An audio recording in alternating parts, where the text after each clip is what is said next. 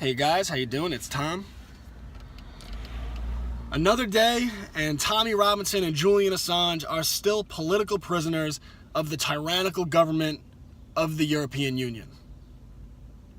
Oh, sorry, did I say the European Union? I meant the tyrannical government of Britain. Or is it the European Union? They voted for Brexit, right? But, so they left the European Union? No, of course they didn't. Why would their vote matter? Global governance is like the Hotel California. You could check in, but you could never leave. But yeah, another day has gone by. Tommy Robinson, Julian Assange, still political prisoners. But I always say that we have to take advantage of these moments. These are teachable moments, and every act of government tyranny in its own way is a gift to the future of liberty. I mean, take Julian Assange, for example. Julian Assange is the CEO of WikiLeaks, and all they do is they get sent classified documents, and they release those documents, and these documents show the crimes of politicians and governments all over the world in their own words, hands caught in the cookie jar, got them dead to right.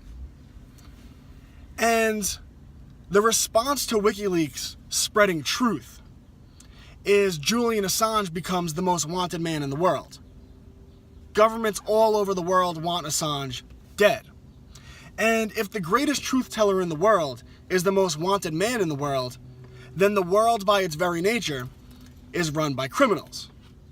It also teaches us about the mainstream media, because governments don't want to arrest the CEO of CNN. They don't want to arrest the CEO of Fox News. They don't want to arrest the CEO of MSNBC. Because these news organizations aren't spreading truth the way WikiLeaks is spreading truth. They work lockstep, hand in hand with government. And that becomes very clear through the tyrannical actions against WikiLeaks by governments all over the world, especially the government of the European Union. I mean Britain, sorry, I keep doing that. But just look, each action is a gift. Look at Lauren Southern, speaking of Britain, right? Lauren Southern was arrested trying to enter the United Kingdom. Now, her detainment is bad enough on its own, but there's a bigger story there. Lauren Southern was actually held under the 2000 or the 2001 Terrorism Act, enacted in the United Kingdom. And that was allegedly to combat radical terrorism. We're talking about people trying to blow up buildings, fly planes into buildings, that type of thing. Well, Lauren Southern was held under the Terrorism Act, and the officer that detained her said to her, dead to right, she said, "You know I'm not a terrorist, right?" And he said, "Yes, we know you're not a terrorist." Yet she was held under that act. And there is a recording of that. There is a recording of that between the arresting officer and Lauren Southern's father. So you see how government makes laws and then expands them to become abusive, which is why we can't give government that type of power in the first place, right? Lauren Southern wasn't granted rights to a lawyer, a solicitor, because she was held under this terrorist act. And then, of course, we have the arrest of Tommy Robinson, who was reporting on the pedophile scandal that the government in Britain and the mainstream media in Britain had covered up for many, many years. But Tommy Robinson reports on this. They say that this is hate speech. They say that he's causing public unrest. Well, Tommy Robinson wasn't causing public unrest. The pedophile networks that the government of Britain have imported into the country cause unrest. Tommy Robinson was just reporting on an uncomfortable truth that the government didn't want reported on, so because of that, he goes to prison. And it shows how dangerous it is to give government authority, to expand government authority.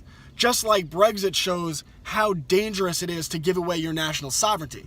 Because the only reason these pedophile networks have been, sorry, problem with the lighting.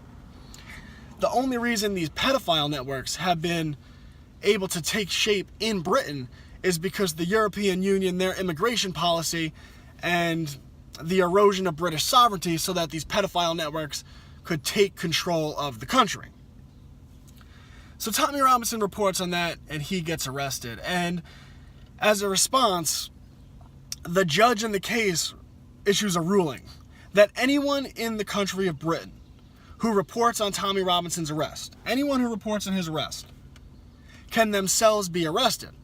So you're not allowed to spread information that Tommy Robinson has been arrested because the government of Britain doesn't want people to know this. Because if people know this, they might protest, they might go knock down the doors of the prison and demand Tommy Robinson be released. It also might draw attention to the big pedophile scandal. 90% of the pedophiles involved are of Muslim descent. The government's trying to bring in as many people from the Islamic world as possible. This is a big hit to their agenda. They don't want public awareness about this. So the judge issues a stay, and no one in the country is allowed to report on Tommy Robinson's arrest. And I was going through Twitter this morning, and someone in the UK issued a tweet, I forgot who it was, that said, "Thank you to all my brothers in Australia, in Canada, in the United States for reporting and talking about what we're not allowed to say, what we dare not say. Because if they say it, if he talks about Tommy Robinson, can't even say his name, he'll be arrested." And again, this works as another teachable moment, another gift of tyranny. I'd like to thank you, tyranny. Because we are told by the global liberal establishment, the New World Order, that nationalism is bad and that we need to accept global government. We need to accept the European Union, the American Union, which they tried to create, and eventually one world government. The joys of a world united. No more war. Well, who needs war when you have absolutely no freedom?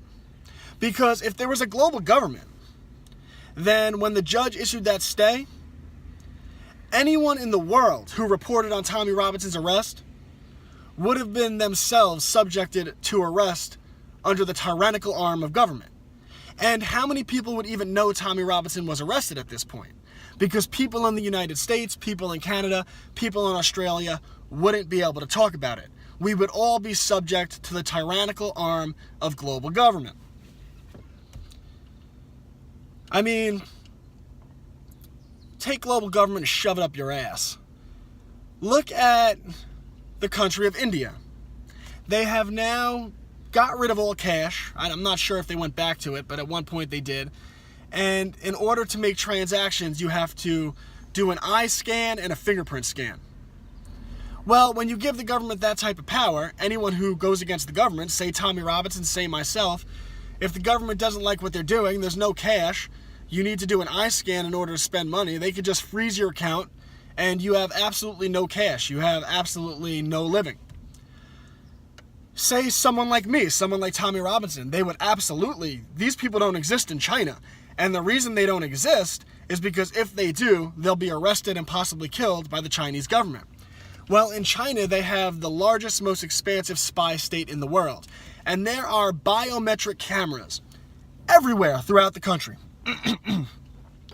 If you are wanted by the government of China, if I were a Chinese citizen and badmouth the government, you walk outside and I want you to YouTube this. Type in reporter test Chinese surveillance system. You walk outside within 2 minutes, if you're wanted by the government, no matter where you go, you will be arrested, you will not get a trial, and you will never be heard from again. Well, imagine this was world government. Imagine there were no other people in the world who had sovereignty, who had more liberty than somewhere else, who could report on this tyranny. Well, we wouldn't have freedom of speech. We certainly wouldn't have the right to bear arms. We wouldn't have freedom of the press, as we could see in the UK. We wouldn't have financial freedom, as you could see in India. And we would be under the complete control of a mass surveillance grid, as we could see in China. Global government's not looking too good. Yet the elites of this world tell us that nationalism is bad. Well, I agree with them. Nationalism is bad.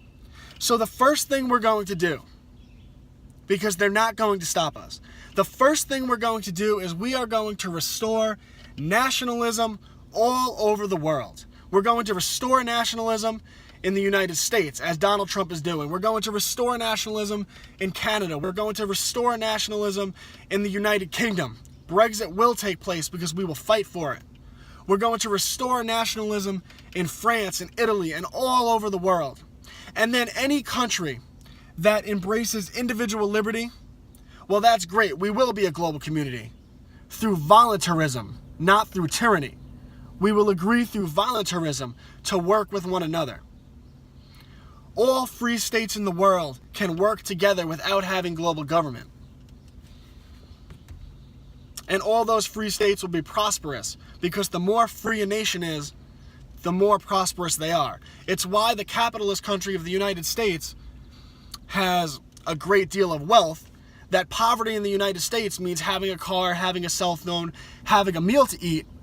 But in tyrannical North Korea, people have nothing to eat. They have no freedom. They have nothing to eat. People in China, the country of China has money, but the people starve. That's the difference between freedom and tyranny being global government, freedom being smaller government. So you're right. I do think nationalism is bad, because once we restore nationalism, well, we get out of the arm of global government, then we can move government to the state level where it should be, right? Because nationalism, government's just too big. I mean, just look at what Edward Snowden revealed, that the NSA is spying on every American citizen. What are you doing spying on us? The American citizens don't work for you. You work for us. Get that shit out of here. No way. But for now, we'll restore national government. And then once we do that, we will push the power of government back to the states. Because when there's state government, just like when there's different countries in the world and not one world order, there's more choice. You could, if you don't like the tyranny of one state, you could go to another state, which means there's more freedom. And you're not voting against 355 million people, you're voting against a couple million people. So your vote has more say.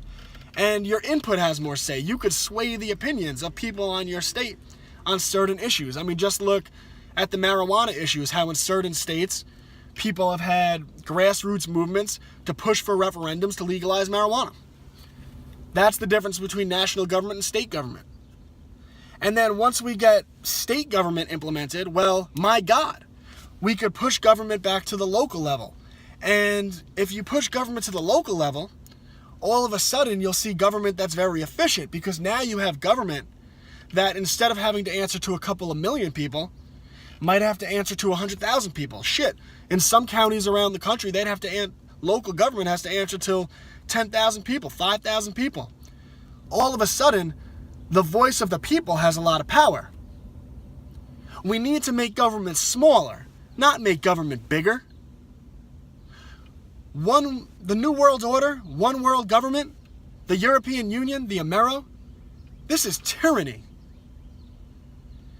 Nationalism, it's better, but it's still tyranny. But it's much better because you restore your sovereignty.